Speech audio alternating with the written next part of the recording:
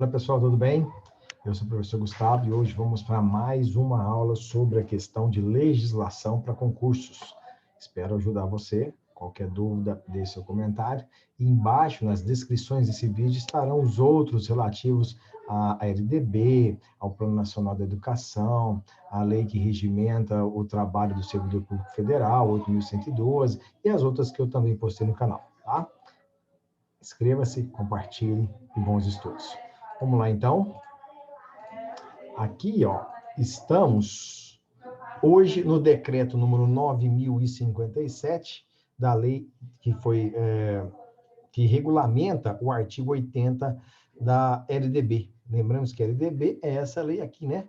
9394 de 1996.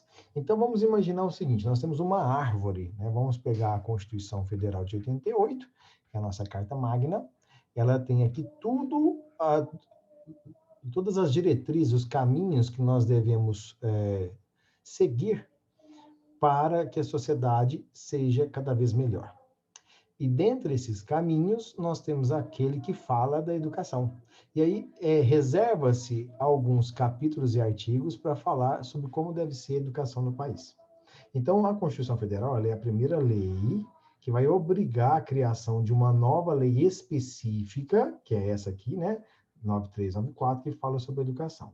E dentro dessa lei 9394, da LDB, Lei de Diretrizes Básicas da Educação, nós temos um decreto. O que é o decreto? É uma regulamentação de um artigo, ou seja, vai pegar uma parte da lei 9394 e vai dizer, ó, essa parte aqui, ela vai ter que ser feita nesses moldes. Nós vamos detalhar. Então, nós temos a Constituição, que é maior, nós temos a lei 9394, que é menor, nós temos o decreto, que é uma outra forma de aplicação, ou de melhoria ou especificação da lei 9394, especificamente o artigo 80. E o que diz o artigo 80? Lá na LDB, o poder público incentivará o desenvolvimento e a veiculação de programas de ensino à distância, em todos os níveis e modalidades de ensino de educação continuada. Então, nós vamos ter que estudar essa lei, esse decreto, que vai falar sobre como deve ser o ensino à distância no país. É isso, entendeu? Então, ó, a Constituição Federal diz, ó, o nosso Brasil tem que ser dessa forma. E a educação tem que atingir esses objetivos, tem que ter esse comportamento. Ah, mas aí a gente precisa de um espaço para detalhar mesmo, ipsis literis, né? Cada espaçozinho da educação, desde o ensino infantil, fundamental e médio, sistemas de educação, as modalidades de educação, qual é a função de cada um, né? Projeto político-pedagógico. Ah, então vamos criar uma lei, 9394 em 96, para que isso seja feito. Pronto, criou a lei. Agora eu preciso pegar uma parte dessa lei, que só fala de educação, e agora detalhar mais ainda. E vamos pegar, então, esse decreto 9057 de 2017. Primeira coisa, educação à distância é uma modalidade. Modalidade, tá? O que é modalidade? Então, vamos lá. Ó. Lá na hora da LDB, que está aqui embaixo, tá? Está dizendo o seguinte, que no capítulo 3 da LDB, ó, educação profissional e tecnológica, especifica-se que essa educação integra-se a todas as modalidades de educação. E aqui embaixo está explicando quantas são. 1, 2, 3, 4, 5, 6, 7. Então, 7 são as modalidades de educação. Ensino de jovens e adultos é uma modalidade de educação. Educação profissional é uma outra modalidade. EAD, tá vendo aqui, ó? Ensino à distância é uma outra modalidade. Ensino especial, educação especial é uma modalidade. Educação no campo, indígena e quilombola. Uma dessas, vamos já relembrar, né? Uma dessas passa por todos os níveis de ensino. O que é níveis de ensino? Quantos níveis de ensino nós temos? Aí você fala assim, a gente tem o nível fundamental, o nível infantil, o nível médio, o nível superior e o nível de pós-graduação. Errou. Nós temos só 2 níveis, segundo a LDB, né? O nível que é o básico, educação básica obrigatória,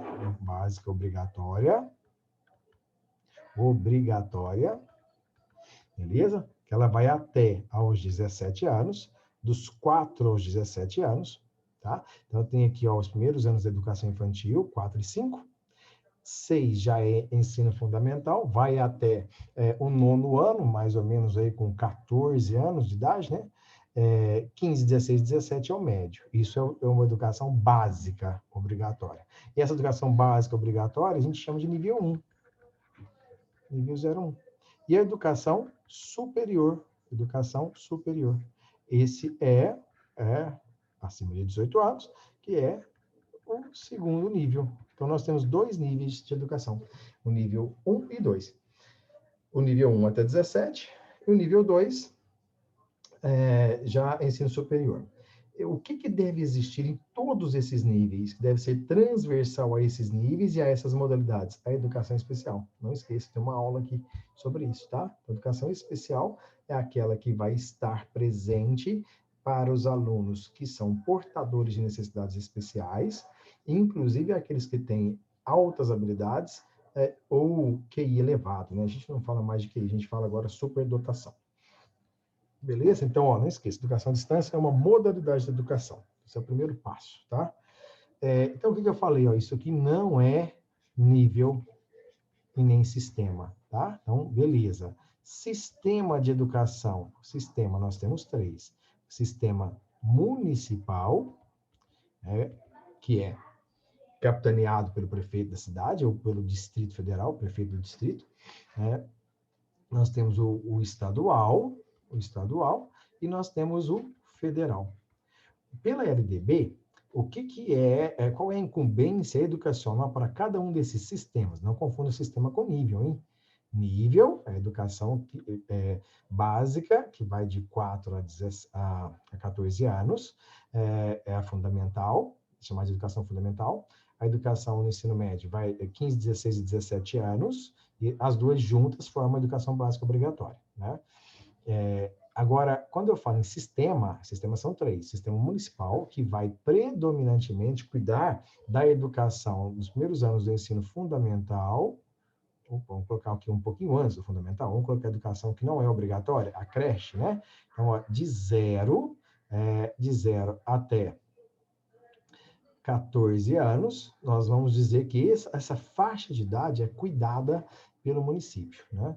Então, nós temos aí a creche, a educação obrigatória a partir de 4 anos, até os 14 anos de idade, é incumbência do município. Do estado, é o ensino médio, né? 15, 16 e 17 anos, tá? E no sistema federal, de 18 anos para frente. Isso aqui é o que é obrigatório pela Constituição. Mas, cumprindo esses requisitos, o sistema pode, em colaboração, ajudar o outro sistema. Ou seja, depois de cuidar que todas as crianças estejam nas escolas, a prefeitura pode ter uma universidade. O Estado pode ter uma universidade também, né? Pode ser o mantenedor. Então, os sistemas, eles não são estanques, eles são intercomunicáveis. A gente chama isso de colaboração. Os sistemas são colaborativos, certo? E o que fala nesse decreto que a gente está lendo? O artigo 7º. Os sistemas de ensino, por isso que eu retomei essa teoria aqui, né? Os sistemas de ensino, então você já sabe, sistema municipal, sistema estadual, sistema federal, né? E aqui vai cuidar predominantemente da educação fundamental, aqui do médio, os dois juntos, a educação básica, tá? E aqui do superior. Beleza. Então, os sistemas de ensino, em regime de colaboração, tá vendo? Um pode ajudar o outro, organizarão e manterão abertos ao público os dados e atos referentes a credenciamento. A gente vai ter que estudar essa palavrinha aqui, o que ela significa. Já vou detalhar para você. E recredenciamento institucional para oferta de curso em modalidade à distância. Autorização, reconhecimento e renovação de reconhecimento de curso em modalidade à distância. Tá vendo? Tudo é à distância aqui, ó. Ok? Ó. Resultados de processos de avaliação e supervisão da educação em modalidade à distância. Então, peraí. O artigo 7º está dizendo que os sistemas de ensino, se tem uma unidade, um polo de educação à distância, os sistemas de ensino podem fazer a avaliação, autorização e credenciamento. Ou seja, nenhuma escola, faculdade à distância poderá existir sem passar pelo crivo da lei. Então, isso desde o Ministério da Educação, que vai representar aí o Sistema Federal de Ensino, até a Secretaria Estadual de Educação, que vai representar o médio, e a Secretaria Municipal de Educação, tá? Então, a Secretaria Estadual de Educação, Secretaria Municipal de Educação, Secretaria Municipal de Educação, e nós vamos ter a própria MEC, ou o Conselho de Educação, né? O Conselho Federal de Educação. Bom, o que está dizendo para nós, né? Da oferta de cursos na modalidade à distância da educação básica. O artigo 8º, o que ele fala sobre oferta de cursos? Compete às autoridades dos sistemas de ensino estaduais, município, tá vendo o que é sistema de ensino? Não pode confundir com níveis e nem com modalidade, tá? Federativa, autorizar os cursos e funcionamento de instituições de educação na modalidade à distância nos seguintes níveis e modalidades. Níveis, quantos são? 1 e 2. Nível básico e nível superior. Fechou? Modalidades são quantas? 7. Educação à distância, EJA, educação quilombola, educação para comunidades indígenas, educação para os negros, e educação profissional. 1. Ensino fundamental nos termos do parágrafo 4º do artigo 32 da Lei 9394, não pode esquecer, 9394 já é a LDB, né? Você já tem que estar memorizado aí para você. Ensino médio, quem é que cuida do ensino médio? É o nível básico no sistema estadual. Pertence ao nível básico do sistema estadual. Vamos colocar aqui, ó, básico, obrigatório no sistema estadual. Por quê? Nível médio, né? Educação profissional, isso aqui também, ó, médio e superior. Então, vai entrar no nível 1 e 2, no sistema estadual e federal. Por quê? Não vai entrar no municipal? Porque criança não pode trabalhar, exceto sob as condições de menor aprendiz, regulamentado também por lei específica. Educações de jovem e adulto, EJA é uma modalidade, né? EJA é modalidade. Então, aqui pode entrar a educação à distância. Por quê? Porque quando eu falo que eu vou ajudar alunos que estão na escola fora da época, pressupõe que ele tem uma bagagem, pressupõe que ele trabalhe. Então, para que esse aluno permaneça com seus estudos, respeitando os horários dele, abre-se essa forma de ensino, essa modalidade de ensino. Isso é importante para a gente pensar que é uma necessidade especial aqui. Tá? A gente tem a ideia de que necessidade especial é o aluno que é portador de alguma deficiência física, por exemplo, uma limitação. Não, não é isso, né? É uma situação que limita a aprendizagem, seja ela, por exemplo, temporal, como educação de jovens e adultos. Nós já vamos falar um pouquinho mais sobre isso. E, de novo, aqui, educação especial.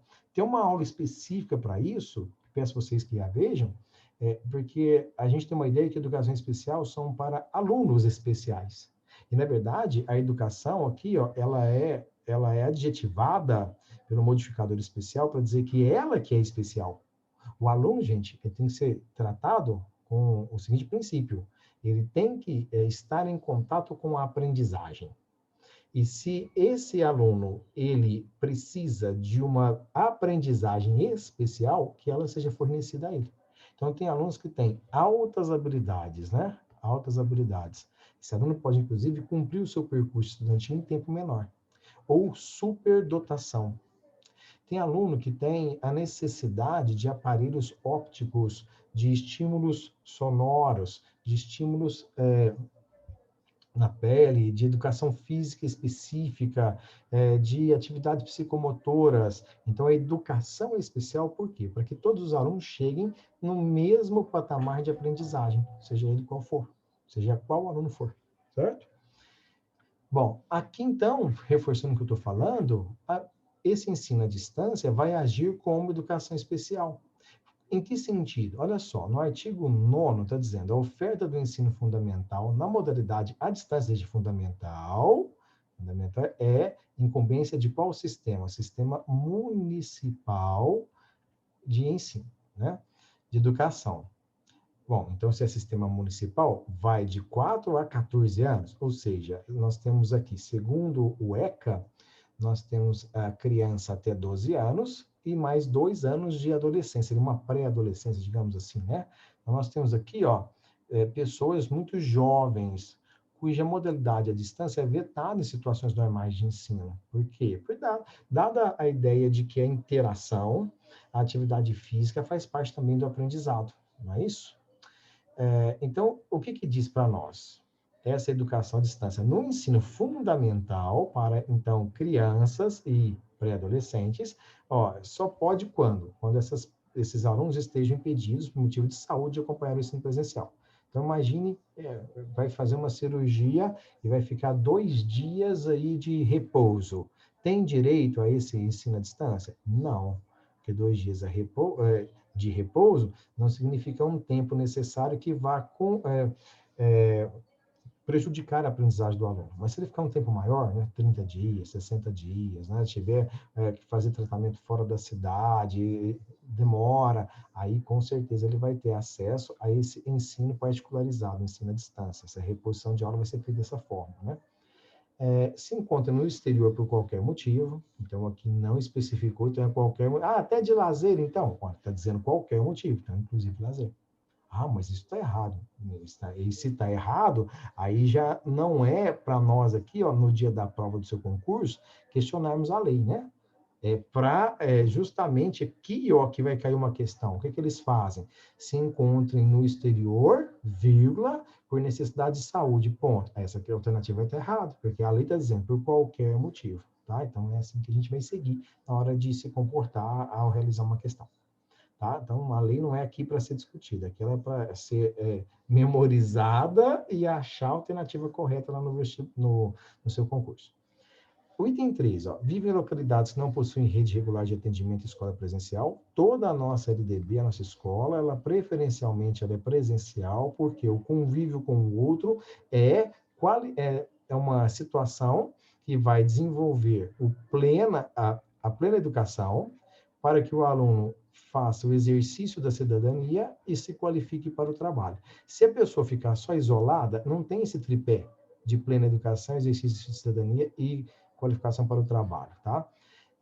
Então, é necessário ensino sempre regular, com algumas exceções, né? A gente já falou sobre a aula de educação especial, se a necessidade daquele aluno ultrapassar a competência da escola, né, a atividade escolar, aí ele pode, o aluno sim, estudar numa escola especializada. Caso contrário, ele, com a sua situação ímpar, ele deve estar inserido na sociedade, como você está vendo aqui na imagem, né? Um cadeirante tem que estar na escola regular, um cego tem que estar na escola regular, e assim por diante. Tá? Até para que a sociedade consiga, nesse ensaio chamado escola, compreender, lidar melhor com essas pessoas, né? Para que elas sejam sempre inseridas na sociedade. O item 4. Sejam transferidas compulsoriamente para regiões de difícil acesso, incluídas as missões localizadas em regiões de fronteira, ou estejam em situação de privação de liberdade, né? Privação de liberdade, pessoas privadas de liberdade, PPL, ou seja, pessoas que estão reclusas, né? Presos. Então, a educação à distância, inclusive, ela diminui a quantidade de pena, né? Eu não me lembro ao certo, não é uma lei que vai cair no seu concurso do FTM, mas, se eu não me engano, para cada dia estudado é um dia a menos de pena a ser cumprida. Isso mostra a ideia, né, de que é por meio da educação que a pessoa vai se tornar um cidadão que vai exercer cidadania e qualificar-se para o trabalho, né? Ou seja, esse tripé da educação aqui é muito importante para qualquer concurso que você for prestar, e até para a sua carreira, né? Voltemos, então, na ideia do credenciamento que eu te falei que eu ia te explicar. O que está dizendo aqui no dicionário? Ação ou efeito de credenciar, de dar credencial, crédito, concessão de procuração para representar algo ou alguém em procedimentos burocráticos. Então, credenciamento seria a inspeção que autorize o funcionamento de uma modalidade à distância, de uma educação à distância. Tá? Então, o credenciamento de que trata o caput considerará, para fins de avaliação, de regulação e de supervisão de que trata a lei, isso é a sede da instituição de ensino acrescida de endereço dos polos de educação à distância. Por que eles fazem isso aqui? Professor, mas é lógico, né? Se vai ter uma instituição que vai funcionar como escola, tem que ter ali o endereço dos polos e tal, né? Mas quando a gente fala distância, da ideia que não existe nenhum espaço físico. E, na verdade, tem que existir os polos, porque é por meio da verificação dos polos que o credenciamento se fará. Far-se-á, né? Vamos usar uma mesóclise direitinho aqui. Como assim, Lúcio? Mas não é a distância? Mas tem atividades que podem ser feitas presencialmente. Temos alunos que não têm a condição de, apesar de precisarem do ensino à distância, não têm a condição informacional, não tem a internet disponível, computador em regiões muito precárias do país, então é preciso um polo para que o aluno utilize aquele polo para fazer essa educação à distância, né? Então, está tudo previsto por lei aqui, tá? Artigo 15 reforça isso, os cursos de pós-graduação lato sensu, ou seja, de especialização, né? Não falou então de mestrado, stricto sensu, é com S só, né? Ó, stricto sensu é mestrado e doutorado, e lato sensu é especialização, tá? Na modalidade à distância, poderão ser as atividades, aqui, poderão ter atividades presenciais. E aí, então, para que não seja uma atividade muito precária, por exemplo, um galpão sem infraestrutura, garagem de alguém, né? Uma casa emprestada, né?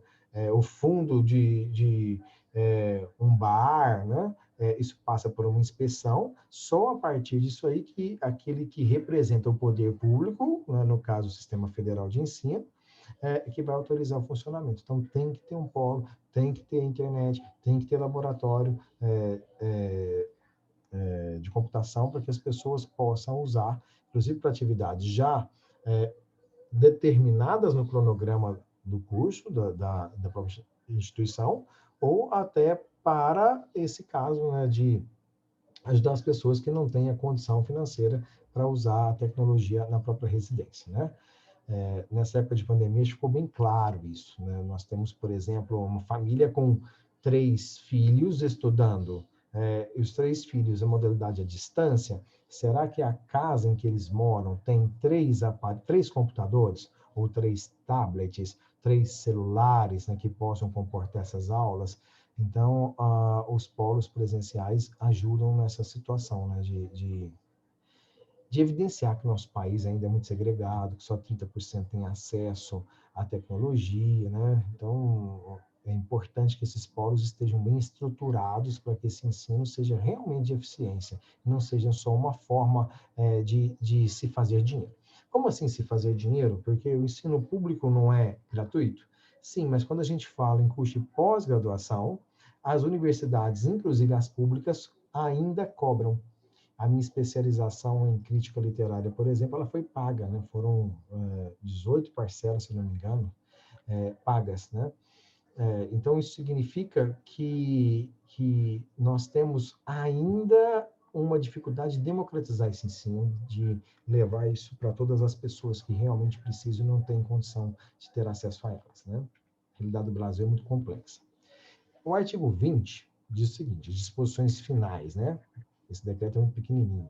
Os órgãos competentes dos sistemas de ensino, você já sabe, né? Que são sistemas de ensino. Sistemas são 3, sistema municipal, estou repetindo aqui, para você memorizar. O sistema